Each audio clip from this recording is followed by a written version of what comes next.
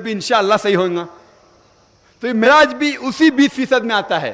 انشاءاللہ 50 سال بعد، 100 سال بعد، 200 سال بعد سائنس اور ترقی کریں گی اور یہ بھی قبول کریں گی کہ معراج ہوا، یہ بھی قبول کریں گے جن ہیں، فرشتے ہیں، جہنم ہے، دوزخ ہے. Third question is, we know through Quran and Ahadith that the sacred books of the religions other than Islam have been distorted or changed. But as the non-Muslims do not believe in Quran and Ahadith, how can we convince and motivate them that your sacred books have been distorted or changed? Is there any evidence of change in their sacred books? We know through Quran and Hadith that the sacred books of the religions other than Islam have been distorted or changed. But as the non-Muslims do not believe in the Quran and Hadith, how can we convince and motivate them that your sacred books have been distorted or changed? Is there any evidence of change in their sacred books? What is the easy way to invite them and convince them? With thanks. یہ ایک بہت اچھا سوال ہے کہ ہم جانتے ہیں کہ قرآن شریف میں ذکر ہے کہ قرآن کے علاوہ اور بھی اللہ تعالیٰ نے کتابیں نازل کی. ہمیں یقین ہے قرآن اور حدیث پہ. غیر مسلمان کو یقین ہے. کس طریقے سے ہم انہیں بتا سکتے کہ ہماری کتاب صحیح ہے، ان کی غلط ہے؟ ہر دور میں، ہر زمانے میں کچھ چیز ثابت کرنے کے لیے ایک دور ہوتا ہے. مثال کے طور پہ پہلے دور تھا معجزہ کا، معجزہ، اور الحمدللہ قرآن ثابت کر چکا ہے کہ اللہ کی کتاب ہے، کیونکہ سارے جہاں میں سب سے بہترین معجزہ ہے قرآن شریف. اس کے بعد دور آیا لٹریچر اینڈ پوئٹری کا. اردو میں کیا کہتے ہیں؟ لٹریچر اینڈ پوئٹری، شعر شاعری کا دور. اس ٹائم اونچائی پہ تھے جب قرآن نازل ہوا. اس ٹائم عرب سب سے اونچائی پہ تھے عربی زبان میں. زبان کا دور تھا، شعر اور شاعری کا. الحمدللہ ثم الحمدللہ مسلمان اور غیر مسلمان دونوں جو بھی عربی جانتے وہ تسلیم کرتے کہ قرآن مجید سارے دنیا میں سب سے بہترین کتاب ہے عربی زبان میں. لیکن آج شعر شاعری کا دور نہیں. اگر میں کہوں گا شعر شاعری کے زبان میں کہ دنیا چپٹی ہے، کیا آپ مان لیں گے؟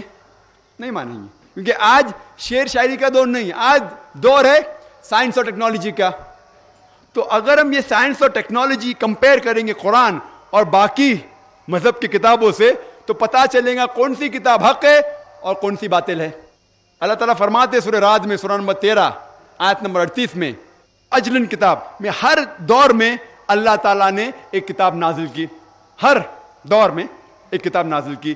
نام سے ہمیں 4 کتاب کا علم ہے، توراہ، زبور، انجیل اور قرآن. لیکن اس کے علاوہ کئی کتابیں نازل کی گئی تھی. لیکن اللہ تعالیٰ یہ بھی فرماتا ہے سورہ بقرہ میں سورہ نمبر 2 آیت نمبر 79 میں، فَوَيْلٌ لِّلَّذِينَ يَكْتُبُونَ الْكِتَابَ بِأَيْدِيهِمْ ثُمَّ يَقُولُونَ هَٰذَا مِنْ عِندِ اللَّهِ لِيَشْتَرُوا بِهِ ثَمَنًا قَلِيلًا فَوَيْلٌ لَّهُم مِّمَّا كَتَبَتْ أَيْدِيهِمْ وَوَيْلٌ لَّهُم مِّمَّا يَكْسِبُونَ. لعنت ہے وہ لوگوں پہ جو لوگ کتاب اپنے ہاتھ سے لکھتے ہیں اور کہتے ہیں کہ یہ اللہ کی کتاب ہے.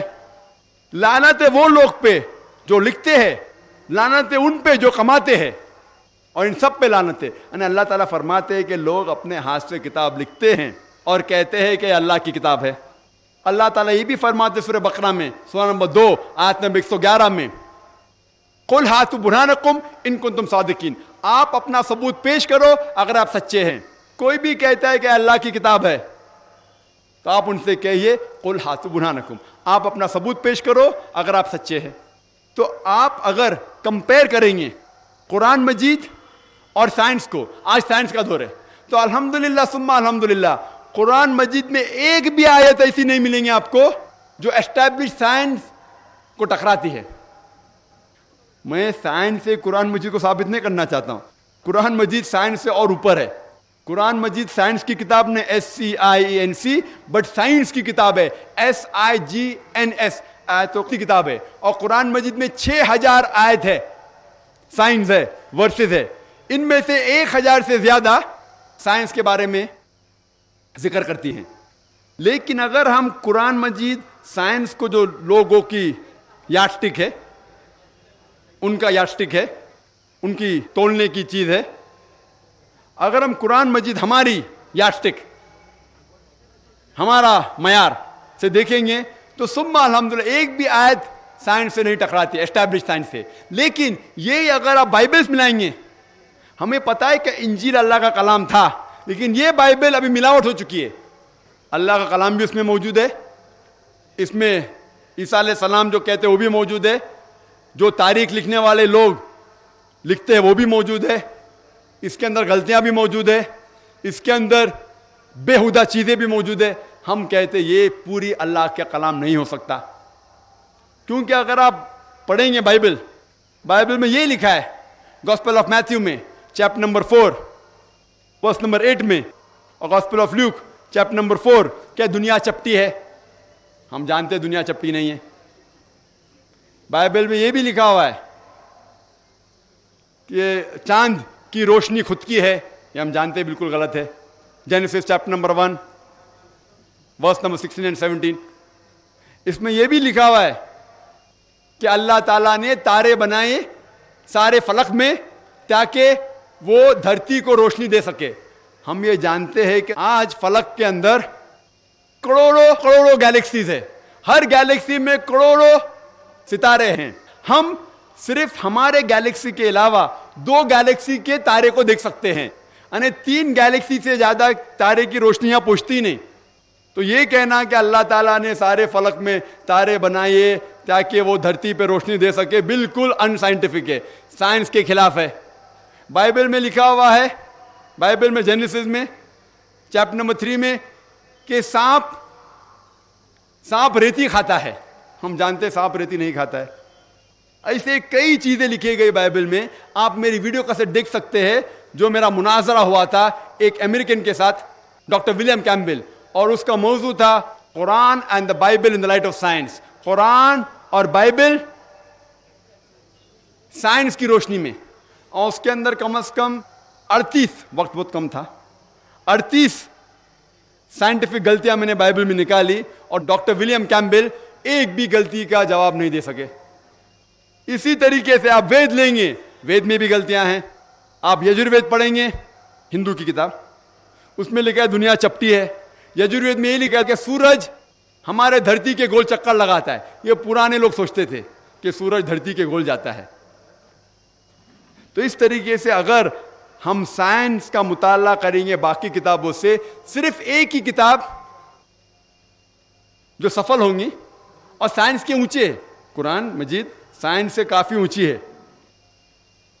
تو اس سے ہم یہ ثابت کر سکتے ہیں کہ الحمدللہ قرآن شریف ایک صحیح کتاب ہے اور باقی مذہبوں کی کتاب کے اندر ملاوٹ ہے. The next question is, what is the attitude of Islam towards Darwin's theory of evolution? Shall Muslims accept it or not? سوال ہے کہ قرآن اور اسلام کا کیا کہنا ہے ڈاروینس تھیوری کے بارے میں. اور ڈاروینس تھیوری ہم جانتے ہیں کہ ڈاروینس تھیوری میں لکھا ہوا ہے کہ ہم انسان بندروں سے آئے, اور قرآن شریف میں تو یہ لکھا نہیں. قرآن شریف میں لکھا ہوا ہے کہ ہم آدم اور حوا سے پیدا ہوئے. آپ کوئی بھی کتاب پڑھیں گے سب میں لکھا ہوا ہے تھیوری آف ایولیوشن. کوئی بھی کتاب میں یہ نہیں لکھ رہا فیکٹ آف ایولیوشن. مطلب یہ تھیوری ہے, یہ ان کی تھیوری ہے, حقیقت نہیں ہے. اگر آپ چارلز ڈارون کی کتاب پڑھیں گے جس کا نام ہے اوریجن آف اسپیشیز, اس کے اندر چارلز ڈارون ایک شپ میں جاتے ہیں HMS بیگل, ایک آئلینڈ پہ جاتے جس کا نام ہے کیلٹراپس, اور وہاں دیکھتے ہیں کہ پرندے اپنی چونچ مار رہے ہیں ہول کے اندر, اور جیسا ڈیپتھ ہول کا ہے اسی طریقے سے ان کے جو چونچ ہے وہ چھوٹی اور بڑی ہو جاتی. تو اس کو دیکھ کے وہ اپنی تھیوری پروپاؤنڈ کرتے ہیں نیچرل سلیکشن کی. اور چارلز ڈارون خود جانتے تھے کہ اس کے اندر بھی بہت سے غلطیاں تھیں, اسی لیے انہوں نے خط لکھا تھامس تھامپٹن کو کہ میرے پاس پورا ثبوت نہیں ہے کہ انسان بندر سے بنے, لیکن کیونکہ مجھے سمجھانے میں آسان ہوتا ہے ایمبریولوجی میں, روڈیمنٹری آرگنز میں, مارفولوجی میں, اسی لیے میں کہہ رہا ہوں. اور ہمیں اسکول میں بھی پڑھایا جاتا ہے تھیوری آف ایولیوشن, فیکٹ نہیں.